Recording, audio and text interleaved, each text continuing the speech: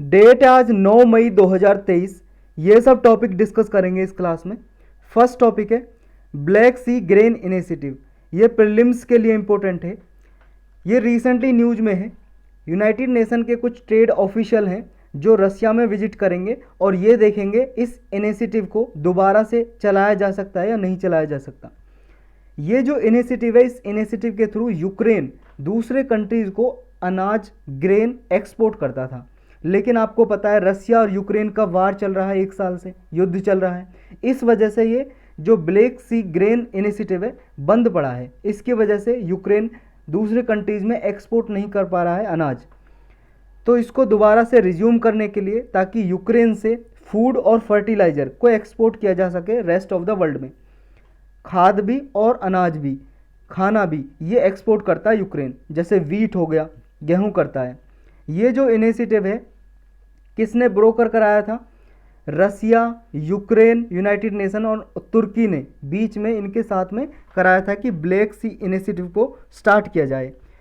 इस इनिशिएटिव के जरिए ग्रेन, फूड स्टफ है या फर्टिलाइज़र है, अमोनिया है, ये सब एक्सपोर्ट किए जाते हैं ब्लैक सी के थ्रू, क्योंकि इसमें नाम में ब्लैक सी आ रहा है। तो जो ये ब्लैक सी है, ये देखो यहाँ पे यूक्रेन के पास ये वाला ब्लैक सी, इसके थ्रू एक्सपोर्ट किए जाते हैं। एशिया में भी, यूरोप में, अफ्रीका में, इन कंट्रीज़ में एक्सपोर्ट करता है यूक्रेन अनाज, ये फूड ग्रेन या फर्टिलाइज़र। 3 एक्सपोर्ट हैं यूक्रेन के जो मेनली जिनसे एक्सपोर्ट किया जाता है। एक है ये चोर्नोमोर्स्क, एक है ओडेसा, एक है यूजनी या इसका नाम है पिवडेन्नी। ये पूरे वर्ल्ड में एक्सपोर्ट करते हैं यूक्रेन के पोर्ट से।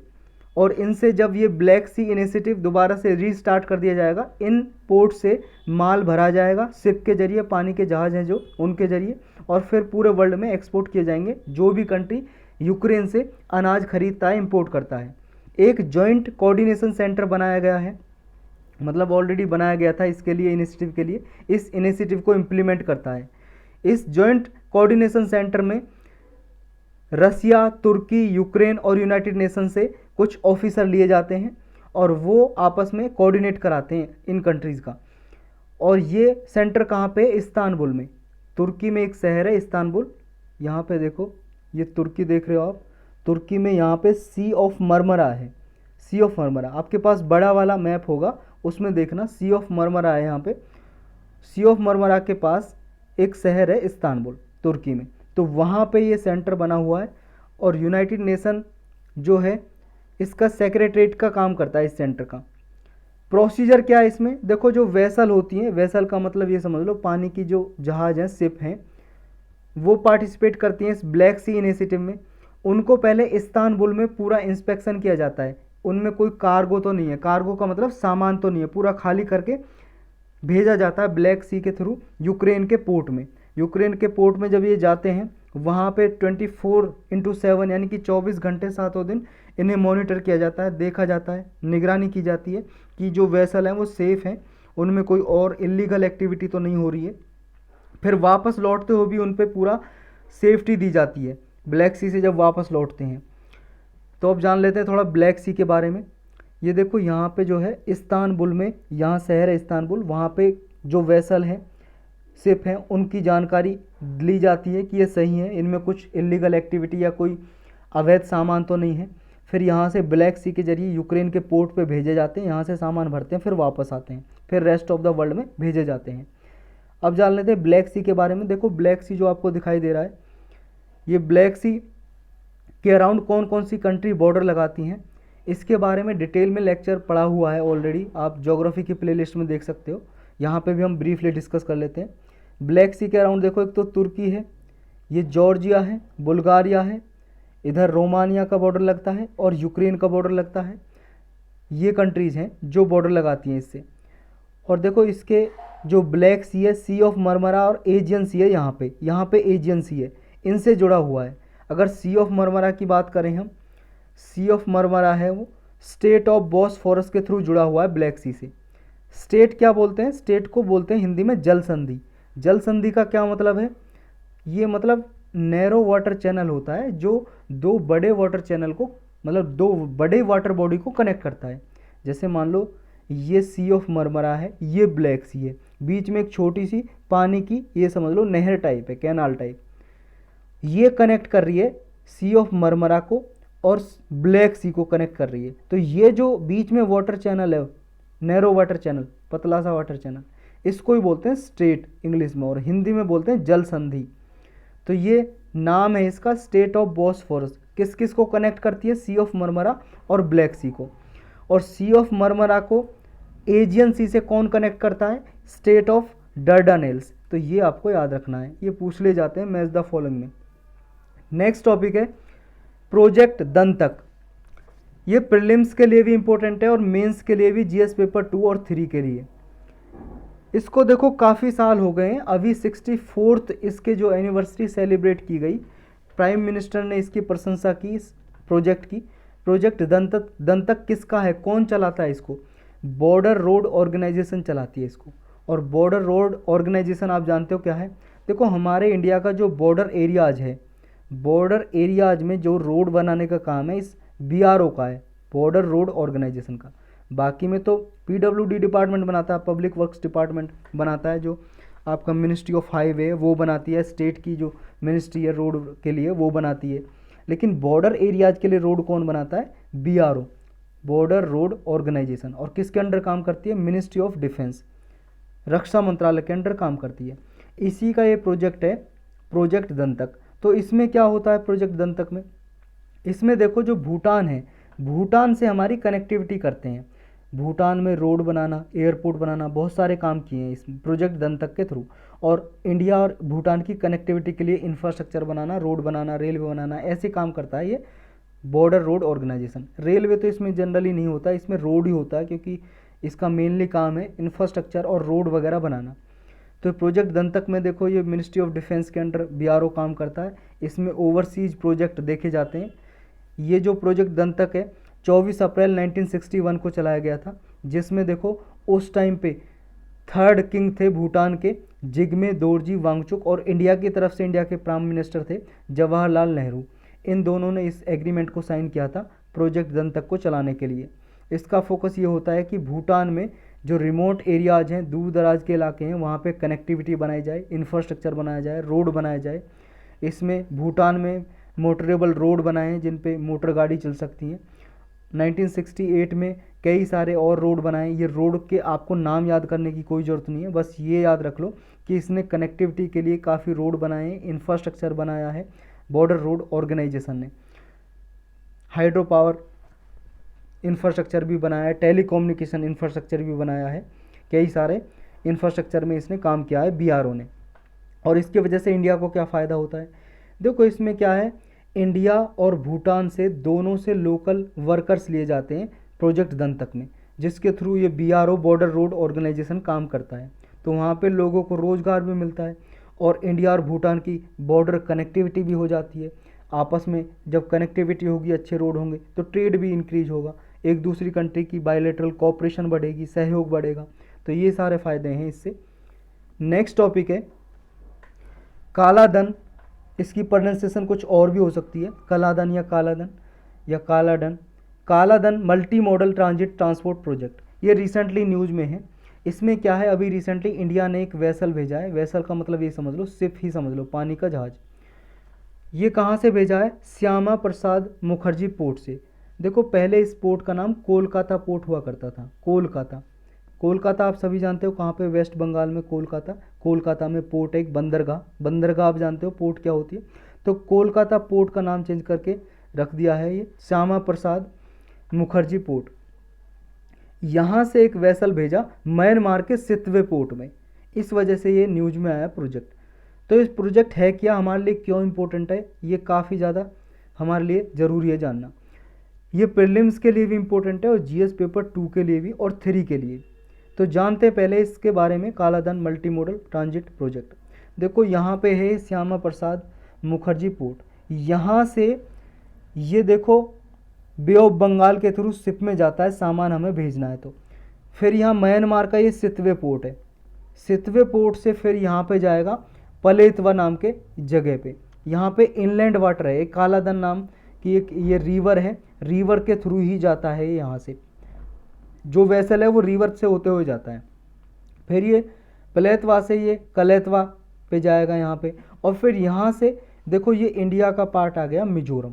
मिजोरम ये आ गया स्टेट, ये वाला मिजोरम दिखाई दे रहा है आपको, ये मिजोरम में पहुँच जाएगा। यानी कि हम जो हमारे इंडिया का जो नॉर्थ ईस्ट का एरिया है, हम उसमें अभी मान लो सामान भेजना है तो यहाँ से भेजते हैं, हम यहाँ से भेजते हैं जो सिलीगुड़ी, तो यहाँ पे सिलीगुड़ी जो कॉरिडोर है, तो सिलीगुड़ी है जो कॉरिडोर, यहाँ से भेजते हैं।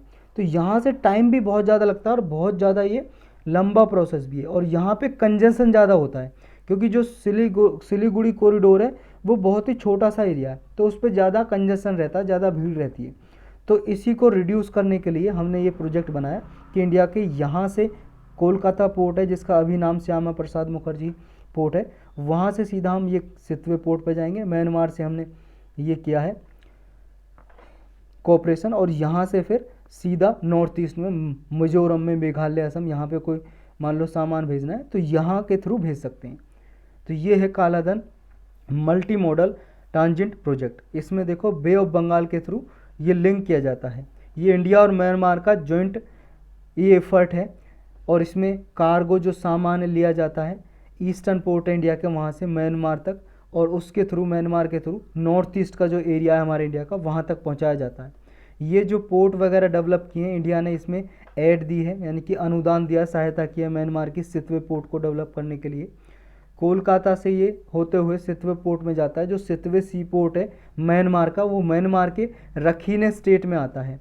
ये जो पूरा प्रोजेक्ट है इसकी दूरी 500 किलोमीटर से भी ज़्यादा है। इस प्रोजेक्ट में 4 इंपॉर्टेंट स्टेज हैं। पहले तो देखो कोलकाता से जाता है सितवे में वाटरवेज के थ्रू, फिर सितवे से जाता है प्लेतवा जो इनलैंड के थ्रू जाता है, रिवर कालाधन है म्यांमार में, वहाँ से होते हुए फिर प्लेतवा से जाता है इंडिया म्यांमार बॉर्डर में वहाँ पे, फिर वहाँ से होते हुए फिर चला जाता है मिजोरम में। मिजोरम में जाके फिर जो इंडिया के जो स्टेट हैं वहाँ पे डिस्ट्रीब्यूट करना कोई सामान पहुँचा दिया जाता है ट्रक वगैरह से। तो इसके बेनिफिट क्या हैं? बेनिफिट यही है, जो हमारे इंडिया का नॉर्थ ईस्टर्न स्टेट है उसमें इकोनॉमिक डेवलपमेंट आएगा, कंट्रीब्यूट हो सकेगा। नॉर्थ ईस्ट जो हमारा एरिया है वहाँ पे सामान ले जाने के लिए अभी हम जो सिलीगुड़ी कॉरिडोर यूज करते हैं उसका जो प्रेशर थोड़ा रिड्यूस होगा, कम होगा। इतने सारे फ़ायदा होंगे इसके।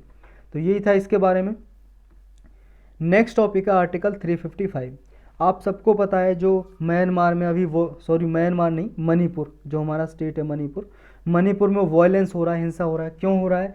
जो मीती इशू है उसकी वजह से। मीती कम्युनिटी जो एसटी कैटेगरी में डालने की डिमांड कर रही है, और उसकी जो डिमांड है हाई कोर्ट ने गवर्नमेंट से कहा है कंसीडर करने के लिए, जिसकी वजह से वहाँ जो और ट्राइबल पीपल हैं उन्होंने विरोध कर दिया है इसका। कुकी और नागा ने आपस में, इनमें क्लैश हो रहा है, वायलेंस हो रही है। 55 से भी ज़्यादा लोग यहाँ पे मर चुके हैं इस वायलेंस की वजह से, हिंसा की वजह से। तो ये सारा इशू क्या है, इसके लिए अलग से लेक्चर बना हुआ है, देख सकते हो आप, कल ही लेक्चर डाला था मैंने, और इसे अलग से भी हम पढ़ चुके हैं। तो उसके वजह से जो सेंट्रल गवर्नमेंट है उसने आर्टिकल 355 का यूज किया, और आर्टिकल 355 का यूज करके वहाँ पे कुछ पैरामिलिट्री फोर्स का डिप्लॉय किया, तैनात की। बीएसएफ की 12 कंपनी भेजी वहाँ पे, और अभी ज़्यादा भेजी, असम राइफल भी भेजा है। असम राइफल तो ऑलरेडी वहाँ पे है, और तैनात कर दिए असम राइफल के जवान है जो। तो ये कंपनी तो आप जानते हो ना, कंपनी का मतलब है एक कंपनी में लगभग 125 के लगभग सोल्जर होते हैं, सैनिक होते हैं। तो बीएसएफ के जो बॉर्डर सिक्योरिटी फोर्स है उसके 12 कंपनी भेजी हैं यहाँ नॉर्थ ईस्ट एरिया में। तो ये मूव लिया गया था जब 10 पीपल यहाँ पे मर चुके थे ऑलरेडी, मॉब ने, भीड़ ने मार दिए थे, उसके बाद ये डिसीजन ले लिया था। अभी 55 से ज़्यादा लोग वहाँ पे मर चुके हैं।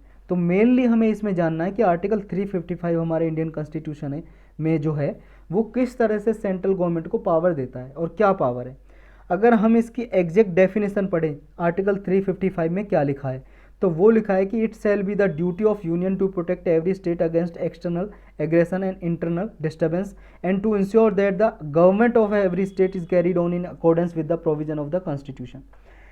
इसका मतलब ये है कि देखो, जब भी कोई स्टेट पे एक्सटर्नल अग्रेशन होगा, मतलब मान लो बाहर का कोई देश हमारे किसी स्टेट पे आक्रमण करता है, या फिर इंटरनल डिस्टर्बेंस होगा, मान लो मणिपुर के अंदर जैसे अभी इंटरनल डिस्टर्बेंस चल रहा है, वायलेंस हो रही है किसी स्टेट में, आपस में लोग मर रहे हैं, हिंसा हो रहा है, रियॉट्स हो रहे हैं, दंगे हो रहे हैं, तो क्या है, सेंट्रल गवर्नमेंट इस आर्टिकल का यूज कर सकता है। यानी कि ये आर्टिकल किसको पावर देता है, आर्टिकल 355 सेंट्रल गवर्नमेंट को पावर देता है, क्योंकि सेंट्रल गवर्नमेंट की ये ड्यूटी है कि हर एक स्टेट में शांति हो और वो स्टेट में संविधान के हिसाब से गवर्नमेंट काम करे।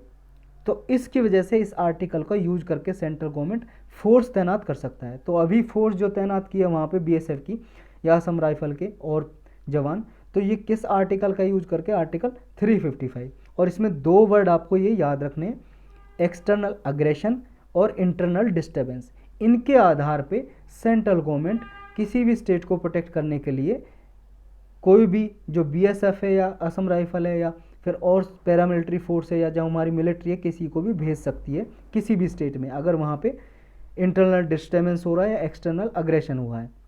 ये दो वर्ड याद रखने हैं। तो आपको किस आधार पे सेंट्रल गवर्नमेंट डिप्लॉय कर सकती है फोर्स को और यूज कर सकती है इसको, और दूसरा कि स्टेट संविधान के हिसाब से चलना चाहिए। अगर नहीं लग रहा है, मतलब सेंट्रल गवर्नमेंट को ये लग रहा है कि स्टेट संविधान के हिसाब से नहीं चल रहा है, तो फिर वो तैनात कर सकती है फोर्स। तो ये आपको याद रखने हैं। तो आर्टिकल 355 यूनियन गवर्नमेंट को पावर देता है स्टेट को प्रोटेक्ट करने के लिए। अच्छा, फिर आर्टिकल 356 और 355 में फ़र्क क्या है? देखो, जो 356 नंबर का आर्टिकल है उसमें बोलते हैं प्रेसिडेंट रूल, राष्ट्रपति शासन या स्टेट इमरजेंसी। यानी कि ये पावर देता है प्रेसिडेंट को किसी भी स्टेट में प्रेसिडेंट रूल लगाने के लिए, अगर स्टेट गवर्नमेंट संविधान के हिसाब से नहीं चल रही है तो तब, यानी कि फेलियर हो गया कॉन्स्टिट्यूशनल मशीन, जो कॉन्स्टिट्यूशनल मशीनरी है उसका ब्रेक डाउन हो गया संविधान के हिसाब से, अगर कोई स्टेट गवर्नमेंट काम नहीं कर रही है तो आर्टिकल 356 में प्रेसिडेंट रूल लगाया जा सकता है, राष्ट्रपति शासन। इसका पूरा प्रोसेस क्या है, इसके लिए अलग से पॉलिटी की प्लेलिस्ट में लेक्चर पड़ा हुआ है राष्ट्रपति शासन पे, प्रेसिडेंट रूल पे, तो आप देख सकते हो। तो इनमें दोनों में फ़र्क यही है कि ये पावर देता है आर्टिकल 356 प्रेसिडेंट को और आर्टिकल 355 देता है सेंट्रल गवर्नमेंट को, यूनियन गवर्नमेंट को पावर देता है। वैसे तो देखो, प्रेसिडेंट भी किसकी एडवाइस पे काम करते हैं, council of minister headed by PM, उसकी एडवाइस पे ही काम करते हैं, तभी प्रेसिडेंट कोई डिसीजन लेते हैं। तो लेकिन फ़र्क है अगर आ जाए स्टेटमेंट में, तो ये आपको याद रखना है, ये प्रेसिडेंट को पावर देता है आर्टिकल 356 और 355 यूनियन गवर्नमेंट को, तो ये याद रखना है। इसमें आधार यही है कि हर एक स्टेट गवर्नमेंट को, यानी कि हर एक स्टेट को एक्सटर्नल अग्रेशन और इंटरनल डिस्टर्बेंस से प्रोटेक्ट करना है यूनियन गवर्नमेंट को। और इसमें डायरेक्शन इशू करता है, अगर मान लो यूनियन गवर्नमेंट कोई डायरेक्शन देता स्टेट को नहीं मानता है तो फिर वो एक्शन ले सकता है। और आर्टिकल जो 355 है ये पार्ट 18 में आता है, और पार्ट 18 में एमरजेंसी प्रोविज़न है हमारे इंडिया के कॉन्स्टिट्यूशन में, क्योंकि आर्टिकल 352 से आर्टिकल 360 तक ये सारी एमरजेंसी प्रोविज़न है, आपातकालीन धारा बोल सकते हो, आपातकालीन प्रावधान है हमारे इंडियन कॉन्स्टिट्यूशन में। और किस पार्ट में आते हैं, आर्टिकल 18, सॉरी पार्ट 18 में। टोटल कितने पार्ट हैं हमारे इंडियन कॉन्स्टिट्यूशन में, आप जानते होंगे 22 पार्ट हैं। तो इसमें जो 18 नंबर का पार्ट है, 18 नंबर के पार्ट में आर्टिकल 352 से लेकर 360 तक दिए गए हैं, और इनमें एमरजेंसी प्रोविज़न दी गई हैं, उनमें से ही 355 भी आता है। इसका प्रिंसिपल क्या है, आधार यही है कि हमारे कॉन्स्टिट्यूशन में ये प्रिंसिपल दिया है, ड्यूटी टू प्रोटेक्ट, यानी कि रक्षा करने का कर्तव्य। और स्टेट की रक्षा करता है इसमें कौन, सेंट्रल गवर्नमेंट, डिप्लॉय करके, फोर्स डिप्लॉय करके। तो इसमें रेस्ट्रिक्शन क्या है, रेस्ट्रिक्शन यही है, देखो इसमें जो यूनियन गवर्नमेंट है वो, देखो अगर कोई लॉ बनाती है स्टेट गवर्नमेंट के लिए या कोई डायरेक्शन देती है, अगर वो स्टेट गवर्नमेंट नहीं मानता है तो फिर तभी ये यूज किया जा सकता है इस आर्टिकल को। या फिर अर्जेंट नेसेसरी है, अर्जेंट सिचुएशन ऐसी आ गई कि इमरजेंसी सिचुएशन और स्टेट गवर्नमेंट संविधान के हिसाब से काम नहीं कर रही है, तब ये यूज किया जा सकता है। उससे पहले देखो स्टेट गवर्नमेंट से ये एक तरह से अपॉर्चुनिटी देगा सेंट्रल गवर्नमेंट स्टेट गवर्नमेंट को अपना व्यू सबमिट करने के लिए कि आपका क्या व्यू है, ये वायलेंस हो रहा है मान लो, तो इस पर आप एक्शन नहीं ले पा रहे हो, तो हम इसमें इंटरफेयर करें और फोर्स डिप्लॉय करें। तो एक तरह से स्टेट गवर्नमेंट को पहले यूनियन गवर्नमेंट अपॉर्चुनिटी देती है, मौका देती है अपना व्यू दाखिल करने के लिए, सबमिट करने के लिए, उसके बाद यूनियन गवर्नमेंट एक्शन लेता है। ड्यूरेशन क्या होता है जब आर्टिकल 355 का यूज करके फोर्स डिप्लॉय की जाती है, कब तक रहती है?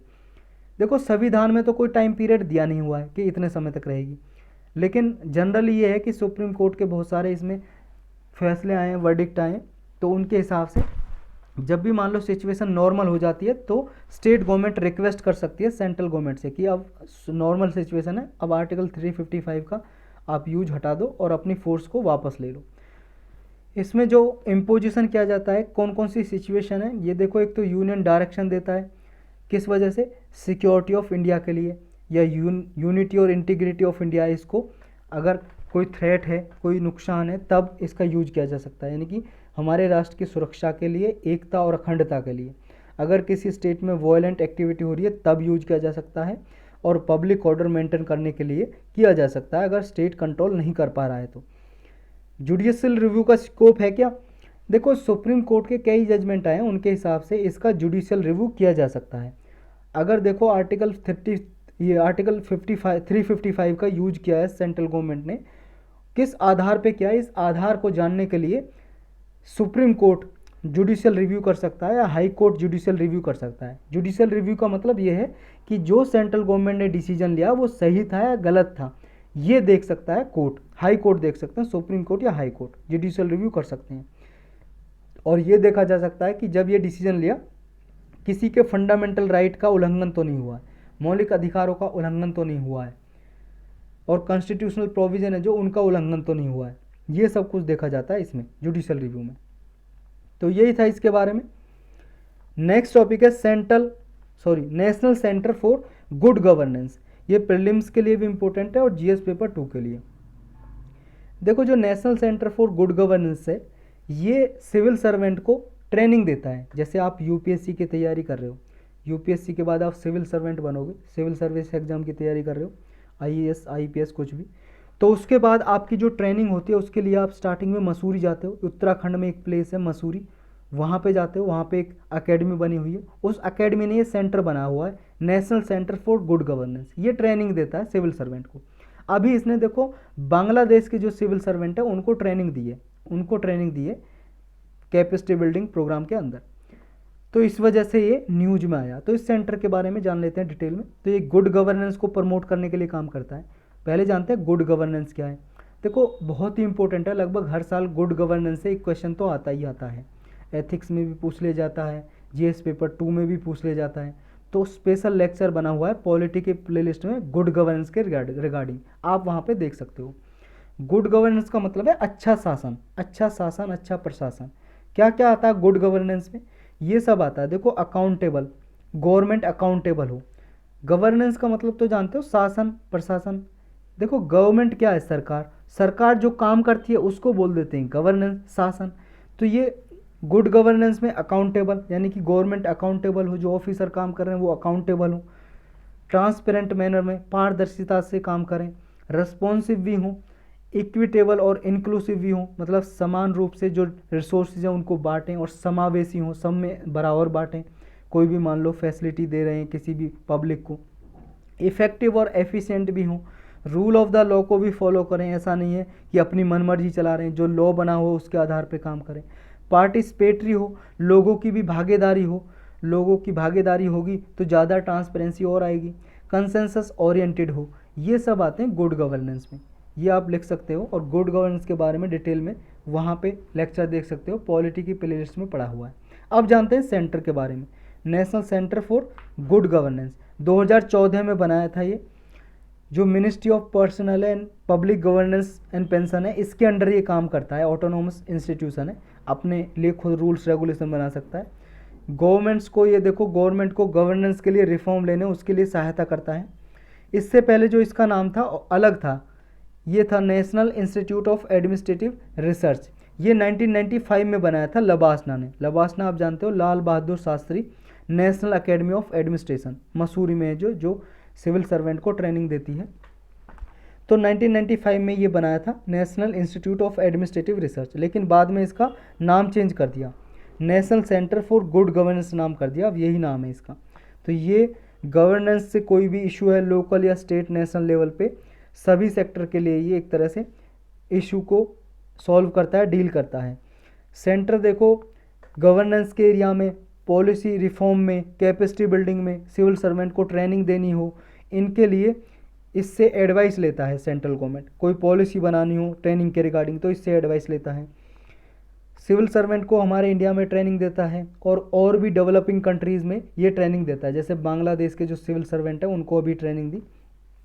तो एक तरह से ये नॉलेज भी प्रोवाइड करता है और डेवलपिंग आइडियाज़ भी देता है, ताकि हमारे इंडिया में भी नेशनल लेवल पे और इंटरनेशनल लेवल पे कोई गवर्नमेंट इम्प्लीमेंट करना चाहती है इन आइडियाज़ को तो इम्प्लीमेंट कर सके, गुड गवर्नेंस के आइडियाज़ को।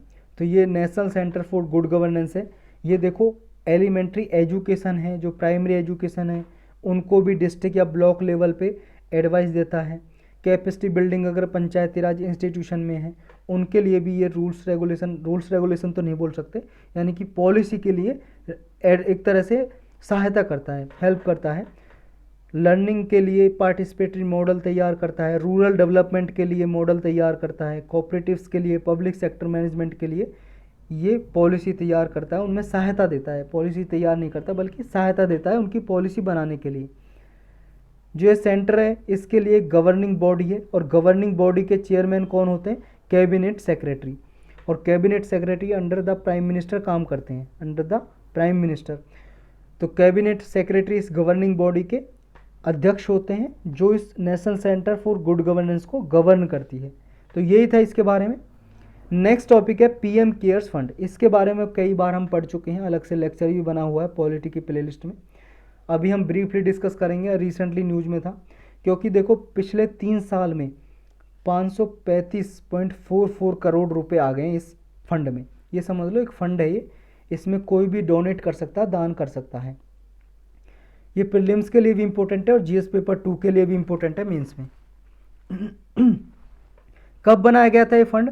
ये 27 मार्च 2020 को बनाया गया था, कोविड-19 के दौरान, जब कोविड-19 पेंडेमिक आया था, अभी भी चल ही रहा है। उसका पर्पज़ ये था कि जो कोविड-19 का ये बीमारी आई है, इससे इसको हैंडल करने के लिए फंड चाहिए गवर्नमेंट को, तो कोई भी दान कर सके इसमें और उस पैसा का यूज कर सके कोरोना से लड़ने के लिए, इसलिए बनाया था। ये देखो एक प्राइवेट फंड की तरह काम करता है, प्राइवेट फंड है ये, क्योंकि जो इसमें पैसा आता है ना वो गवर्नमेंट ऑफ इंडिया के जो अकाउंट है, जैसे कंसोलिडेट फंड ऑफ इंडिया, उसमें नहीं जाता। ये किसके डिस्क्रिप्शन पे काम करता है? पीएम के। प्रधानमंत्री की मर्जी होगी, पैसा निकाल के कहीं पे भी खर्च किया जा सकता है। और इसमें फंड में ट्रस्टी होते हैं, उसके डिस्क्रिप्शन पे काम करता है। कौन है इसके चेयरमैन? अध्यक्ष खुद प्राइम मिनिस्टर होते हैं, एक्स ऑफिशियो चेयरमैन। यानी कि जो भी प्राइम मिनिस्टर होगा जिस टाइम पे, मान लो प्रधानमंत्री अभी नरेंद्र मोदी जी हैं, वो हट जाएं अगले साल, तो कोई और बन जाए, वो ऑटोमेटिकली इसके चेयरमैन बन जाएंगे। ये होता है एक्स ऑफिशियो चेयरमैन का मतलब, यानी कि ऑटोमेटिक जो प्रधानमंत्री होंगे उसका अध्यक्ष बन जाएंगे। कुछ ट्रस्टी होते हैं इसमें, जैसे खुद प्राइम मिनिस्टर नॉमिनेट करते हैं डिफेंस मिनिस्टर को, रक्षा मंत्रालय जो, होम अफेयर मिनिस्टर को, गृह मंत्री को, और वित्त मंत्री को, फाइनेंस मिनिस्टर को, एक्स ऑफिशियो मेंबर।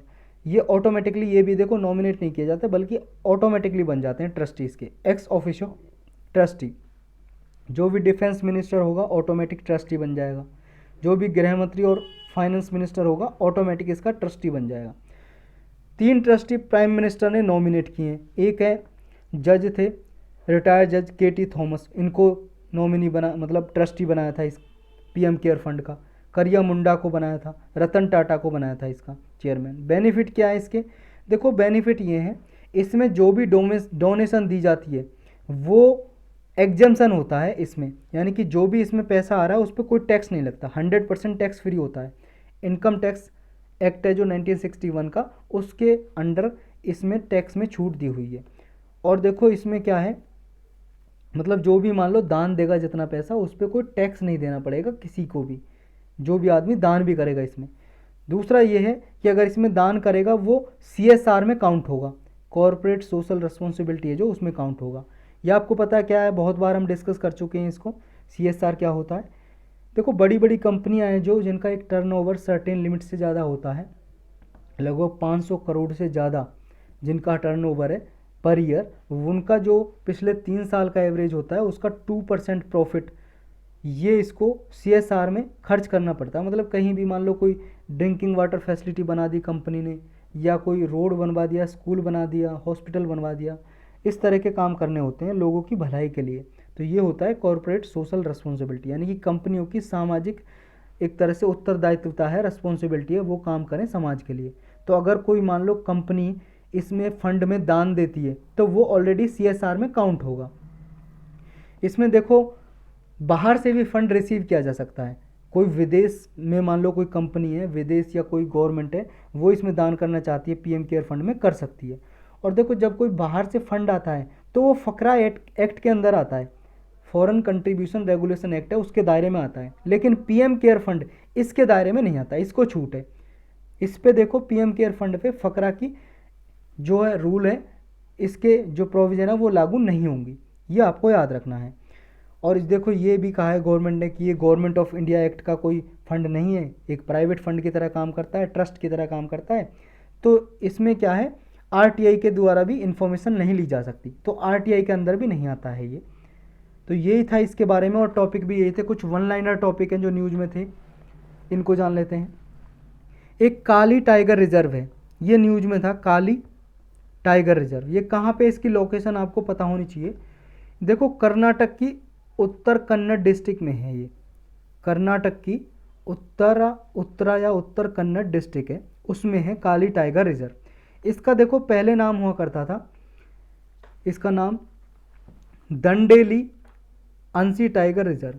एक दंडेली वाइल्ड लाइफ सेंचुरी है और एक अंसी नाम का नेशनल पार्क है, राष्ट्रीय उद्यान, उनके नाम पे इसका नाम था दंडेली अंसी टाइगर रिजर्व।